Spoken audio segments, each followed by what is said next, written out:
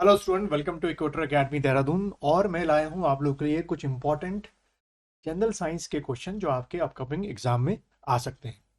तो वीडियो को पूरा स्टार्टिंग से एंड तक देखिएगा, कोई भी क्वेश्चन को स्किप मत कीजिएगा। जैसे कि पहला क्वेश्चन है, sodium stearate is a salt and is used. Sodium stearate का जो है इस्तेमाल इन चारों में से किस में करते हैं? ऑप्शन जैसे आपको दिख रहा है, इन गन पाउडर, इन पेंट यानी गन पाउडर बनाने में, पेंट बनाने में, टू मेक सोप बनाने में, या टू मेक फर्टिलाइजर।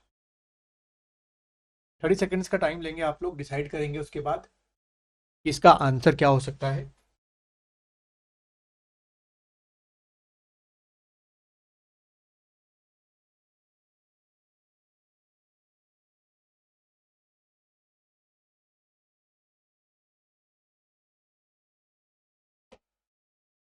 चलिए, इसका जो बच्चों आंसर है वो है क्या? To make soap. साबुन बनाने में जो है इसका यूज किया जाता है। इसका थोड़ा सा एक्सप्लेनेशन बताऊंगा। पहले आप क्वेश्चन नंबर 2 को अटेंड कर लीजिए। Which among the following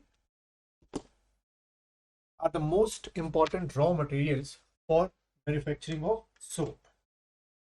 soap बनाने में इन चारों में से सबसे ज्यादा किसका यूज किया जाता है, ये आपको बता क्वेश्चन है। ऑप्शन जैसे आपको दिख रहे हैं, fats and caustic alkali. B आपका ऑप्शन है फैट्स एंड पोटाश। सी आपका है वेजिटेबल ऑयल एंड पोटाश। या डी आंसर है fats and acid. Take your time, take 15 minutes. 15 second के बाद मैं आपको इसका आंसर बताऊंगा, साथ में दोनों का थोड़ा बहुत जो एक्सप्लेनेशन है वो आपको बताऊंगा।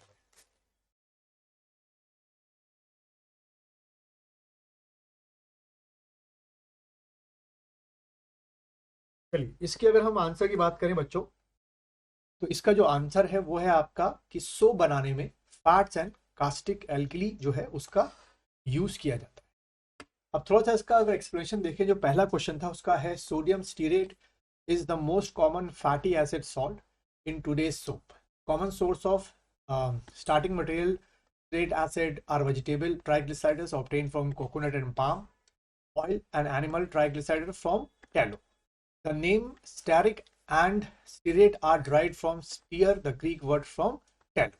ठीक है, ये फर्स्ट क्वेश्चन का थोड़ा बहुत क्या हो गया, एक्सप्लेनेशन हो गया। दूसरी क्वेश्चन की बात करें, soap manufacturing process and products. Hot caustic alkaline solution होता है सच एज कास्टिक सोडा, जो कि सोडियम हाइड्रोक्साइड होता है, acts on a natural fat और ऑयल सच एज टैलो और vegetable oil to produce sodium fatty acid salt. यानी कि अगर देखा जाए केमिकल, एक और क्वेश्चन आपका बन सकता है कि जो सोप्स होते हैं केमिकली क्या होते हैं, तो आपने टिक करना है सोडियम फैटी एसिड सॉल्ट्स आपके होते हैं, एंड ग्लिसरीन या glycerol. This saponification reaction is the basis of all soap making. ठीक है, तो थर्ड क्वेश्चन का आंसर आपको पता चली गया होगा कि the process involve in the preparation of soap is called. अभी इसका पीछे मैंने एक्सप्लेनेशन में आंसर बता दिया आप लोग को, तो आंसर क्या होगा? सैपोनिफिकेशन। क्वेश्चन नंबर 4 को अटेंड करने हैं। The principle of cleaning by soap is. Soap जिस बेसिस पे क्लीन करता है उस बेसिस को आपको बताना है। आपके सामने ऑप्शन जैसे आपको दिख रहे हैं, सरफेस टेंशन है, फ्लोटेशन है, या विस्कोसिटी है, या इलास्टिसिटी है। बहुत ही अच्छा क्वेश्चन है। Take your 15 second time.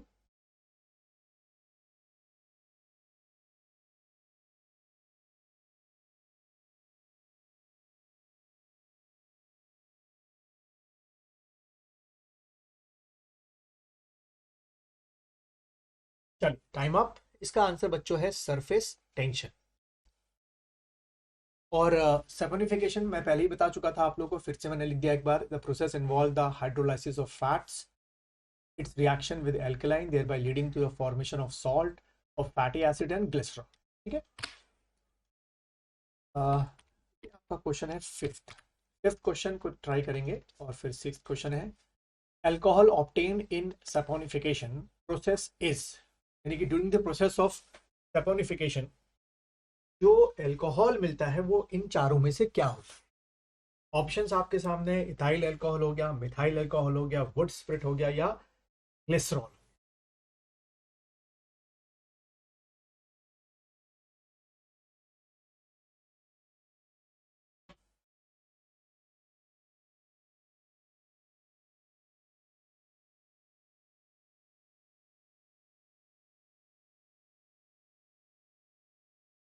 इसका जो बच्चों आंसर है, ये आपका इसका आंसर है ग्लाइसरॉल जो है या ग्लिसरॉल जो है वो इस प्रोसेस में ऑब्टेन होता है as a alcohol. Next question देखेंगे, soap solution is use for cleaning purpose appears cloudy. जब भी आप सोप इस्तेमाल करते हैं, क्लाउडनेस आपकी यानी झाग आ जाता है, this is due to the fact that soap micelles contain micelles can micelles micelles can क्या करते हैं, इनमें से रिफ्रैक्ट लाइट करते हैं, स्कैटर लाइट करते हैं, डिफ्रैक्ट लाइट करते हैं, या पोलराइज लाइट। तो खैर इसका जो बच्चों आंसर है वो है आपका बी, स्कैटर दी लाइट। ठीक है, और यहाँ पे थोड़ा सा इसके बारे में मैंने लिखा है, मिसलेस के बारे में, एग्रीगेट और surfactant amphiphilic lipid molecules disappear in liquid forming a colloidal suspension। Next question देखेंगे, synthetic detergent are prepared for. इन चारों में से सिंथेटिक डिटर्जेंट किस प्रोसेस से प्रिपेयर्ड होता है?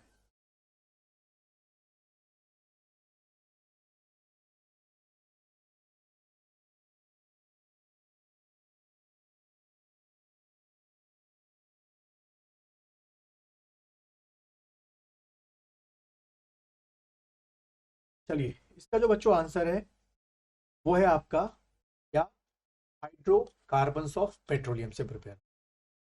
नेक्स्ट क्वेश्चन देखेंगे, which one of the following polymers is not biodegradable. ये तो सबसे आसान क्वेश्चन है, पढ़ते पढ़ते ही इसका आंसर आप लोग को आ जाएगा, सेलुलोज, स्टार्च, प्रोटीन और पीवीसी। बच्चों इसका आंसर क्या होगा, सबको पता है पीवीसी, क्योंकि बाकी सेलुलोज नेचुरल है आप और बायोडिग्रेडेबल है, स्टार्च नेचुरल बायोडिग्रेडेबल है, प्रोटीन नेचुरल है और बायोडिग्रेडेबल है, बट पीवीसी जो है वो केमिकली बनाया जाता है, इसलिए वो बायोडिग्रेडेबल नहीं होता। Natural rubber is a polymer of, चारों में से नेचुरल रबर जो है किसका पॉलीमर है? ऑप्शन है आइसोप्रीन, स्टाइरीन, फिनाइल एसीटेट या प्रोपीन। तो बच्चों इसका जो आंसर है वो है आपका आइसोप्रीन। अगला देखेंगे, क्वेश्चन को पढ़ेंगे, when hot water is placed into an empty water bottle the bottle keeps its shape and does not soften, what type of plastic is the water bottle made of. देखिए, जब भी आप गर्म पानी किसी अच्छी क्वालिटी की वाटर बॉटल में डालते हैं तो वो अपना शेप चेंज नहीं करती। उस प्लास्टिक को आपको बताना है कि वो किस प्लास्टिक की वो वाटर बॉटल बनी होती है। ऑप्शंस है थर्मोप्लास्टिक, पीवीसी, या पॉलीयूरेथीन, या थर्मोसेटिक।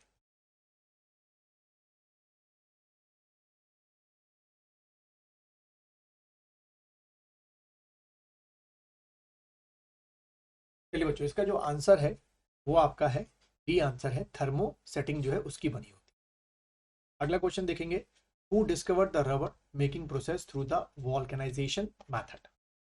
इनमें से किस साइंटिस्ट ने आपका रबर मेकिंग प्रोसेस का डिस्कवर किया था through the process of vulcanization? John Dunlop, Charles Goodyear, Macmillan या न्यूटन।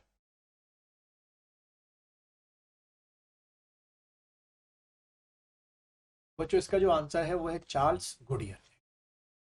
नेक्स्ट क्वेश्चन को अटेंड करेंगे, which on the following is not a natural fibre. कौन सा इसमें से नेचुरल फाइबर नहीं है? सीधा साधा क्वेश्चन है, रूट आपको लगता है वुल है, अब से आप ए और सी के बीच में कि कौन सा नहीं है। तो बच्चों इसका जो आंसर है वो है टेरिलीन जो है वो नेचुरल फाइबर नहीं है। फ्लैक्स भी जो होता है वो नेचुरल फाइबर। यहाँ थर्मोसेटिंग के बारे में थोड़ा मैंने बताया है, thermosetting plastic are made up of from long chains of molecules, इस वजह से वो बॉटल अपना शेप चेंज नहीं करती है, दैट आर क्रॉस लिंक्ड।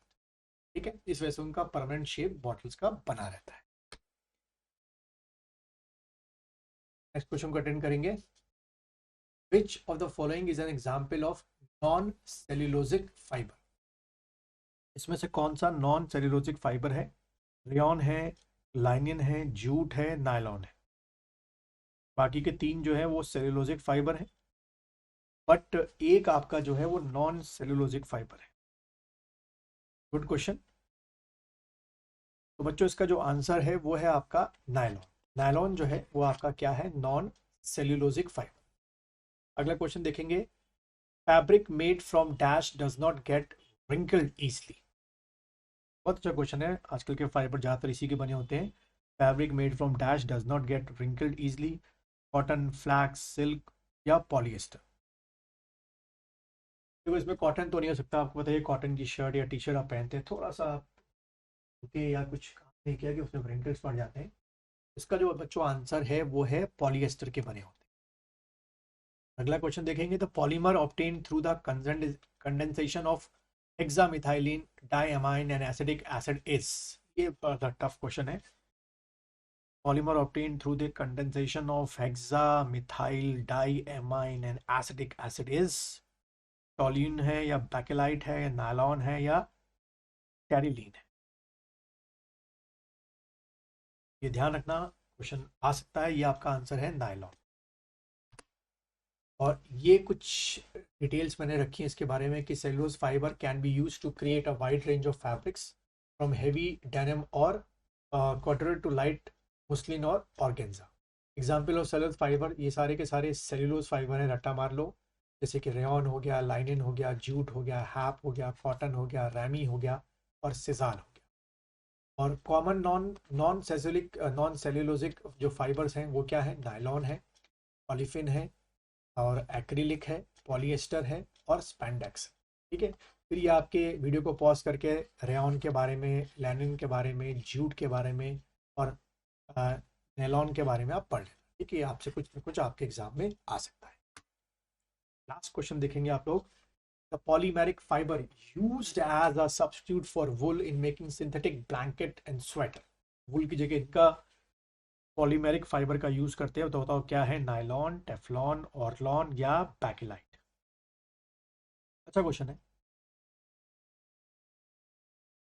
बच्चों। इसका जो आंसर है वो है ऑर्लॉन।